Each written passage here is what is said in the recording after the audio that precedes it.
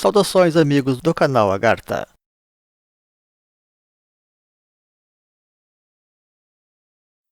O tema dos poderes ocultos é recorrente no caminho espiritual, e o noviço ou o leigo, em especial, costuma estar muito interessado pelo assunto.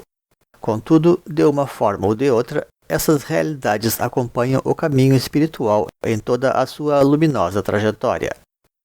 O tema dos poderes yogis é célebre no Oriente, e Patanjali oferece uma farta relação deles nos seus Yoga Sutras, especialmente como frutos da meditação dirigida. Cabe observar, então, que a meditação representa ali a coroação de uma série de etapas preparatórias, que é a Yoga de 8 partes ou Ashtanga Yoga.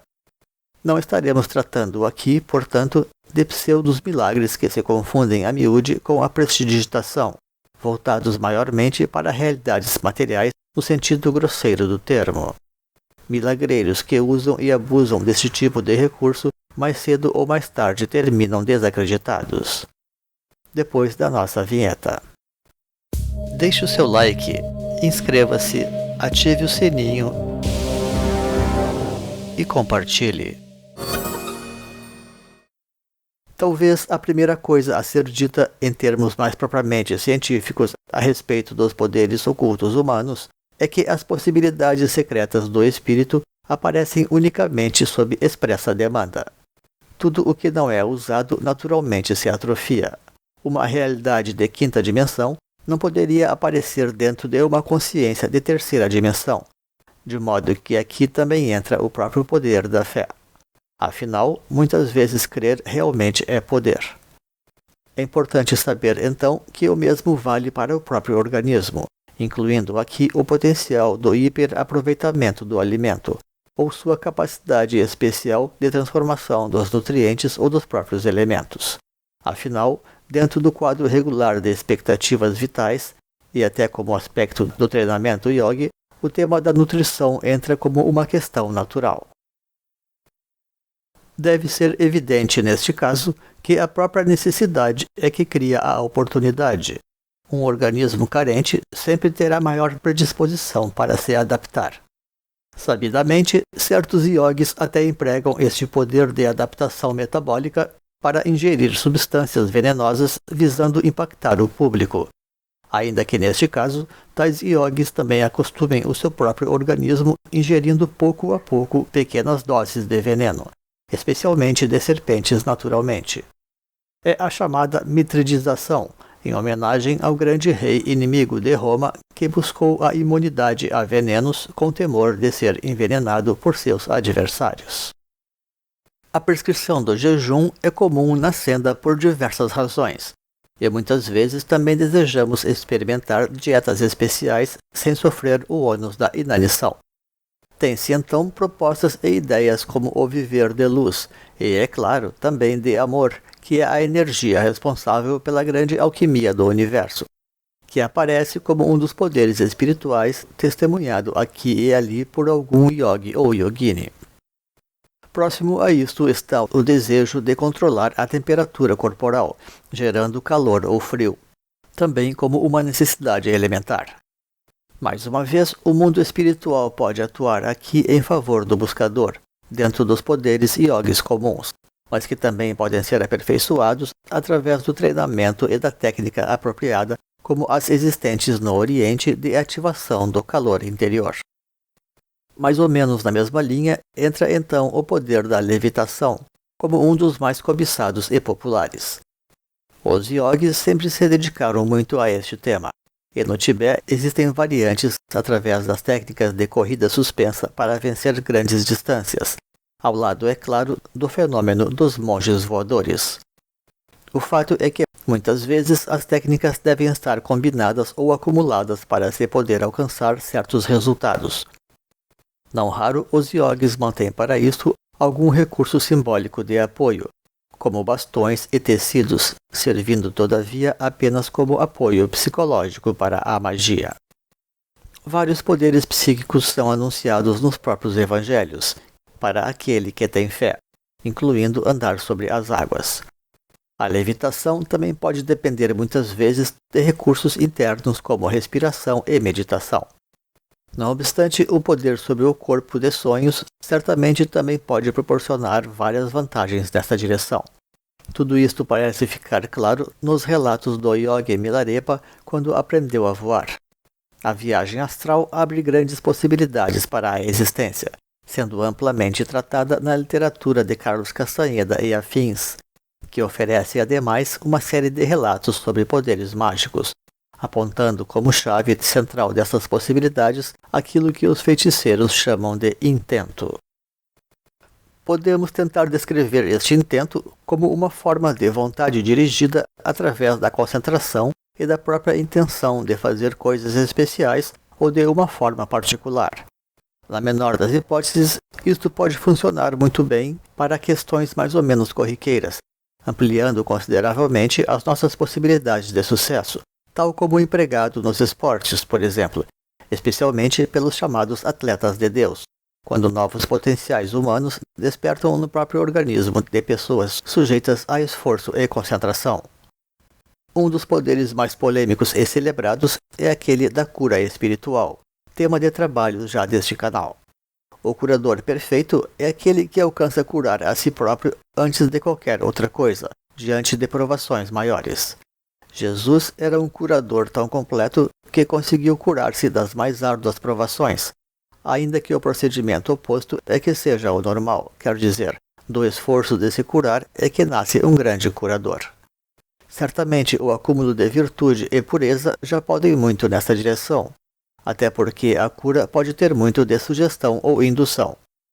Disse então que a virtude de Jesus estava impregnada em todo o seu ser, e as pessoas curavam-se apenas de se aproximar dele. Contudo, também existem técnicas direcionadas empregando os chakras para esta finalidade, incluindo, é claro, as próprias mãos, usadas intuitivamente por quase todos os curadores em função do chamado poder das pontas. De todo modo, o uso de oração, compaixão e vontade já envolve os chakras em questão, mesmo que o curador não tenha maiores conhecimentos de yoga. Outra coisa que o noviço praticante da magia logo compreende é que aspirar por poderes pueris pode ser contraproducente. A magia é um caminho exigente e trabalhoso, de modo que muitas vezes é até bem mais fácil e seguro buscar certas coisas pelas vias naturais mesmo. Esta é a mensagem implícita na anedota em que o Buda repreende certo yogi que tardou 30 anos praticando levitação para realizar a travessia de um rio, quando com uma simples moeda poderia ter alcançado o mesmo propósito. A ideia implícita é que, quando ainda persiste uma mentalidade materialista, os esforços acumulados no caminho espiritual nunca valem a pena. E por esta razão, muitos magos justificam seus poderes apenas em nome de Deus ou por sua glória. E neste aspecto, pode ser importante compreender que os fenômenos ocultos não dependem inteiramente, apenas ou sempre, do próprio poder ativo ou adquirido da própria pessoa, podendo ocorrer também muita coisa por intervenção externa, por assim dizer, através da ação das forças espirituais do mundo em benefício do indivíduo. Isso é muito comum acontecer no caso dos poderes de proteção, relacionados ao chamado anjo da guarda da pessoa e que podem ocorrer sob as mais diferentes circunstâncias da vida. Na verdade, tal interatividade representa até mesmo uma premissa da espiritualidade, posto que pretender-nos potencialmente todo-poderosos apenas por nós mesmos representa um equívoco comum do principiante ou do luciférico. O verdadeiro mago está sempre em busca de consórcio ou colaboração com outros mundos, e isto vale sabidamente tanto nas vias da luz como das sombras. Naturalmente, tudo isto tem sempre muita relação com a própria fé. Mas, na realidade, a fé, pese esta sua importância central e comumente relacionada às forças da providência, pode representar apenas um dos componentes dos poderes secretos humanos, participando também, muitas vezes, a própria técnica adquirida em função do treinamento yogi e afins. Como ensina o tantrismo, o caminho perfeito reúne o método e a sabedoria. Não seria demais lembrar que, muitas vezes, o tema dos poderes se confunde a parábolas ou metáforas espirituais. Pelo menos, costuma ser instrutivo buscar mensagens de sabedoria implícitas nos relatos de poderes espirituais. Na Bíblia, muitas vezes se menciona poderes envolvendo o elemento água, o qual é um símbolo tanto do psiquismo como das ilusões e da própria humanidade ou da condição humana. Controlar este elemento significa, pois, situar-se acima de todas essas mazelas ou condições, o que por si só também representa um dos poderes mais importantes que existe. Poderíamos, neste caso, até dizer que uma coisa pode levar a outra, e reciprocamente, mas sem dúvida o aspecto sutil da mensagem sempre será o mais importante. Infelizmente, as pessoas não costumam dar às virtudes todo o crédito que merece, seja nas próprias vidas como alheias. Por isso, o mito e o símbolo ocupam muitas vezes o lugar dos fatos, apenas para sensibilizar melhor o ser humano alheio aos valores mais profundos e verdadeiros. Mas, neste aspecto espiritual, cada iniciação se traduz também, ao menos, como uma forma de poder oculto, que é o próprio controle dos 4 elementos, avançando depois para os 4 éteres e assim por diante. Controlar a preguiça e o desejo são as bases de tudo, num quadro de disciplina elementar. Depois surge certa clarividência pela meditação, quando tendemos a fazer contatos especialmente com aqueles seres elementais que nos são mais afins.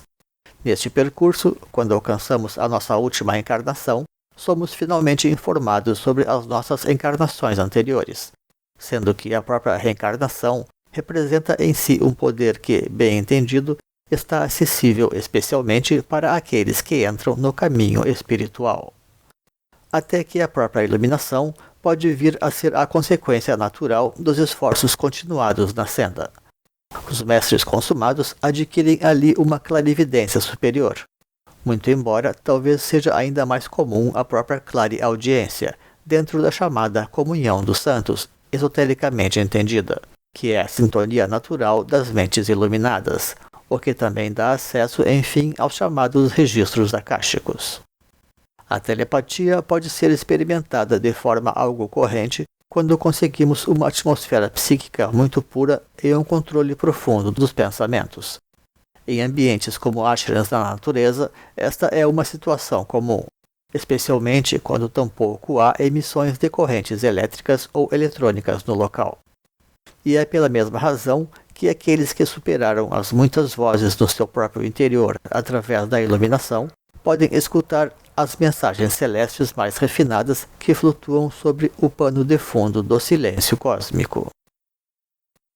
Entre muitos outros poderes, enfim, que se abrem quando o universo da luz é devidamente conquistado. Como ensina a ciência, a luz ou a energia é a chave deste nosso universo, e o yogi avançado trabalha com fórmulas aproximadas em torno dos mistérios da luz, do som e do amor. Nesta linha, outro dos mais cobiçados entre os poderes espirituais seria aquele da eterna juventude, ou mesmo da imortalidade física. Esta é uma questão debatida no decurso de toda a Bíblia e sempre sujeita a interpretações. Porém, o ser humano deveria entender que precisa, em primeiro lugar, se preocupar com a sua imortalidade espiritual. As pessoas costumam endossar crenças perigosas de que são naturalmente imortais de espírito, a partir da ideia de que a alma é imortal. Porém, até chegar nisso, há muita coisa a fazer. A alma ainda é coisa a ser adquirida, assegurada, e no budismo até se contesta seriamente este conceito. Sobreviver como um simples cascão astral angustiado por não ter um corpo e ficar obsedando os vivos não seria o melhor dos destinos para ninguém, como afirma o próprio budismo acerca do reino dos fantasmas famintos. Há, porém, outros reinos melhores, todos da mesma forma transitórios e sujeitos a diferentes graus de ilusão. Então, buscar o autoesclarecimento representa com efeito algo que pode ser até superior a muitos poderes espirituais, ou de alcançar este ou aquele patamar de consciência. A verdadeira liberdade não está em alcançar isto ou aquilo, mas sim em não se estar condicionado a coisa alguma. E com isto encerramos esta apresentação. Agradecemos então pela sua companhia. Deixaremos nos créditos links para vídeos, livros e blogs que possam enriquecer os conhecimentos sobre os assuntos desta apresentação. Um grande abraço e até uma outra oportunidade neste canal. Pax.